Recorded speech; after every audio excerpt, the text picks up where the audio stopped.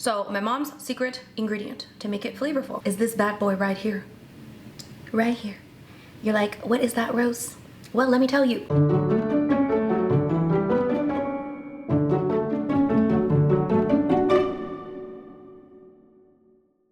Hi guys, it's Rose and welcome back to Cheap Lazy Vegan and another recipe video.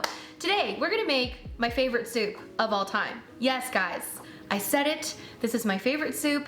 We are making Miyeokguk, okay? So I don't normally pick favorites. I am usually a person that likes lots of different things and it's very hard for me to pick a favorite anything. If somebody asks me what's my favorite dish, I'm always like, I have no idea. But when it comes to my favorite soup, this is definitely it. This is my absolute favorite soup, Miyeokguk. Miyeokguk is Korean seaweed soup. Yes guys, Korean seaweed soup, and you might think that sounds weird, and maybe it's weird to some of you, but I love it so much. I grew up eating this, and it is so comforting to me. It's very nutritious and very delicious. I could eat it every single day. So it took me a while to do this recipe video because some of the ingredients might be a little bit harder to come by, but I will explain everything to you, and hopefully you can find them, and hopefully you can try this at home. So Miyeokguk, which is Korean seaweed soup. Myeok is seaweed, and guk is soup. There you go, Miyeokguk, seaweed soup. It is a very popular dish in Korea, and it is actually tradition to eat it on our birthday. So on your birthday, your Korean mom is gonna make you Miyeokguk, and so you eat it on your birthday. It is a tradition, and I grew up eating it. My mom would make it for my birthday, and it was always very special, and she still makes it on my birthday. And I believe the reason why we eat it on our birthday is, I'm sure there's a lot of reasons, but one of the reasons is because it is supposedly very good for postpartum recovery. So it is often eaten by people that have just given birth as well. So after giving birth, you eat Miyeokguk. It's supposed to give you a bunch of nutrients. There's a lot of iodine, a lot of calcium, and iron, I believe, in seaweed. Don't quote me. And so it's supposed to be really good for postpartum recovery. So a lot of people after giving birth eat Miyeokguk. So I think that's why it became like a tradition to eat Miyeokguk on your birthday. Anyways, it's actually a really simple recipe, and of course I got it from my mom. I don't know if this is exactly how she makes it, but I made it the other day and it was delicious. So we're gonna make it.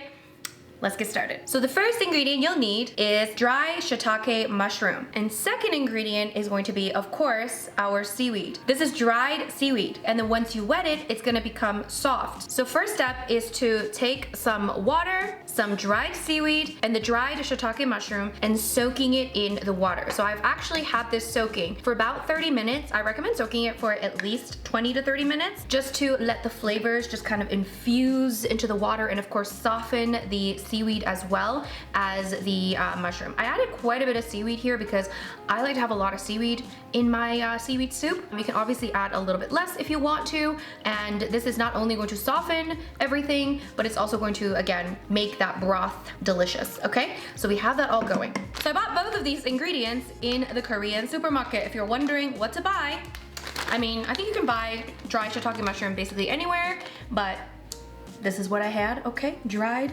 shiitake mushroom. So there you go.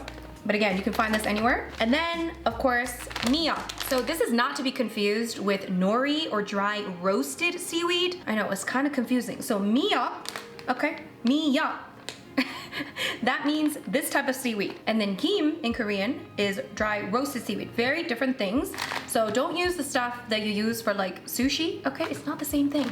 So you wanna look for dried seaweed, and it should look something like this, like it's kind of like crumbled up, and yeah, I don't know how to describe it, but you know, just show them this video. Just take a screenshot of this and show it to the Korean store clerk, okay? So yeah, miyeok is what you're looking for. So yeah, those ingredients can be found in the Korean supermarket. If I can find it on like Amazon or online, I'll link it down below. Anyways, so now we have this lovely concoction. And now what I'm gonna do is I'm actually going to strain it. There you go. You don't wanna get rid of this goodness in here. So I'm just going to separate the liquid from the solid. Ooh, so now, ooh, look at that broth. Come on guys. Look at that. Well, I need my other hand, so we're gonna do that again later.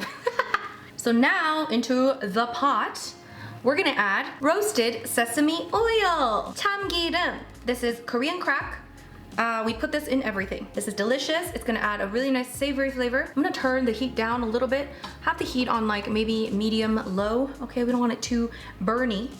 It's not burn. Okay, so we're gonna add some 참기름 into the pot, and then right away we're gonna drain that seaweed. And if you want to, you can also like cut up the seaweed if some pieces are too big. I think mine are actually okay, but yeah, if you want to, you can cut it up. So some dried seaweed might be a little bit really big once you soak it, and it does expand when you soak it. So all right, let's add it. Woo.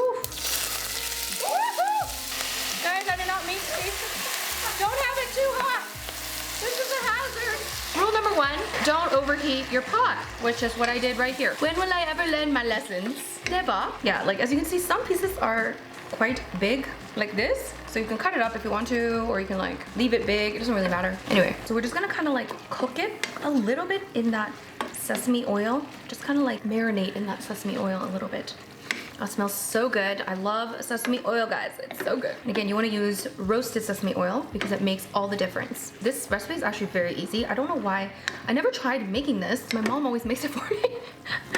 But I finally tried it and I was like, okay, it's actually quite easy. Of course, my mom's version is better because, you know, it has the mama's touch.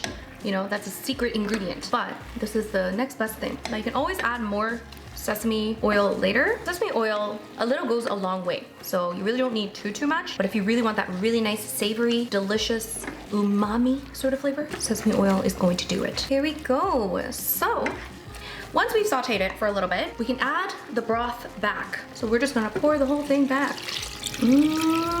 So first we're gonna add a little more flavor. Now first of all, I'm just going to give this a little taste just to see how salty it is, because there is like some saltiness in the seaweed, so you don't want to over salt it, okay? So I'm just gonna give it a taste and see how much I might need. Okay, there's definitely a little bit of saltiness. To season, I'm going to use 국간장, which is soup soy sauce. That is the direct translation. 국간장. You're learning a lot of Korean in this video. So guk is soup, 간장 is soy sauce. So soup soy sauce you can again find in a Korean supermarket. If you can't find this, you can just use regular soy sauce. I don't know why, but it's supposed to be better for soups. Okay, so we're gonna add some of this into the pot. You can adjust it according to your preferences as well. If you want it more salty, you can add a little bit more. And of course, all of the measurements and everything will be in a blog post linked below. So make sure you check that out for the full recipe. So we've added that. And now this is my mom's secret ingredient that makes vegan Miyeokguk delicious. So traditionally Miyeokguk is not vegan. So normally there's actual beef pieces in the soup, and also I think the broth is made with beef. So a lot of people think, and this is something I struggle with as well, that Miyeokguk, when you make it vegan, it's just like unflavorful, it's just not very good. So my mom's secret ingredient to make it flavorful is this bad boy right here. Right here. You're like, what is that, Rose? Well, let me tell you. Perilla seed flour. You're like, what is that? I barely know myself, okay? So this in Korean, 들깨가루. So perilla seeds, it's a form of seed. I really don't know exactly what it is. It's like a leaf, perilla leaves, you know? So it's like the seed of that leaf. But basically, they create this lovely powder out of it. So perilla seed powder, perilla seed flour, whatever it's called, 들깨가루. Again, you can maybe screenshot this and show it to your Korea supermarket. This is the ingredient that I thought might be hard to find. So let me know, okay? I'm gonna see if I can find it online again, and I'm gonna link it below. I found this in my local Korean supermarket. Hopefully you can find this as well. And this is what's gonna give this a really, really deep, rich, very savory flavor. It's gonna add some healthy fats in there. I believe this is full of omega-3s. It's just very good for you. So we're gonna add this into here. I'm just gonna wing it. I don't know exactly how much I wanna add of the flour. I think I wanna add at least 2 tablespoons. Give this a mix. And this kind of replaces that kind of fattiness, I guess, like of the beef. So again, it's gonna give it some healthy fats in there. It's gonna be a lot healthier than the original version, okay? Here we go. Now I'm gonna give it another little taste. And again, guys, adjust according to your preferences. More. Woo. And a little more soup soy sauce. There we go. I think that should be good. I might add a tiny bit more the sesame oil. See, you can adjust things as you go. In my opinion, the best time to eat Miyeokguk is a few hours after you make it, because the flavors really like to make love in there in the pot. And then once they've made love, it creates a delicious soup. So I like to leave it and like cook it before, okay? Before you want to eat it. I think it tastes even better the next day. Anyway, I'm gonna let this come to a boil and it's ready. It's so easy, okay? Let it come to a boil and then maybe like let it simmer for a little bit, but basically it's done, you know? Like it's done. I don't know. See you in a bit.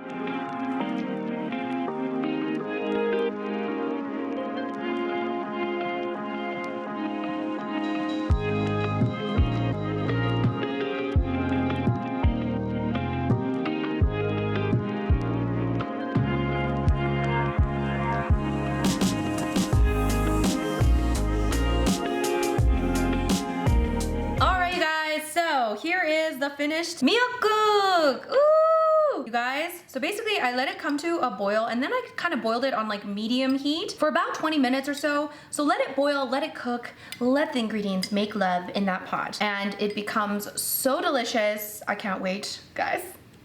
Guys, this is so good. Here we go. Miyeokguk, vegan Miyeokguk.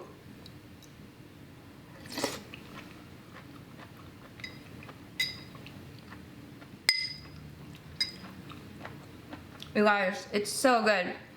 It is savory. It's mild, but deep in flavor. Oh, it tastes like it's going to heal me. I don't know what I'm going to be healed from, but I feel like I will be healed. So you want to eat this with a bowl of rice, okay? Take a little bit of rice. Take a bit of that, a little bit of everything. Bit of seaweed, bit of the mushroom, bit of the soup, and then just go to town, okay?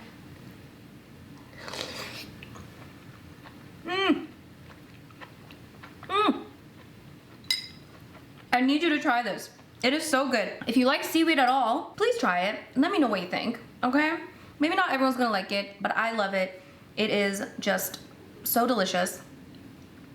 Now, I didn't add any extra like proteins in here. Now you can add some tofu if you want. I feel like this is sacred, okay? I keep it sacred. I don't wanna add too much. This is how my mom makes it, basically. She keeps it simple, keeps it sacred. I don't add anything extra. But instead, I would probably eat it with some side dishes, maybe some pan-fried tofu on the side. Us Koreans, we like to eat a lot of side dishes. I also like to eat this with kimchi. It is the bomb, you guys. Recipe is linked below. Make sure you check it out. Make sure you give the recipe a 5-star review if you enjoy it. Let me know if you have any trouble finding these ingredients. If I can find them online, I'll try to link it down below so you guys can purchase it online if you can. Visit your local Korean supermarket and see if you can find these ingredients. If you are someone that has given birth recently, or if it's your birthday, or if it's just any other day, try this out, you guys. It is so delicious and it's healthy and it's everything that I love and more. Anyway, I hope you guys enjoyed this video. Make sure you give it a big thumbs up if you enjoyed it. Make sure you subscribe to my channel if you haven't already. If you guys love Asian recipes and if you want more Korean/Asian recipes, I have an ebook called Everyday Asian Recipes, which has vegan, Asian, Korean, fusion sort of recipes that I love so much. I'll link that ebook down below. And yeah, that's pretty much it. Thank you so much for watching and thumbs up this video, and I'll see you guys in my next video. Bye!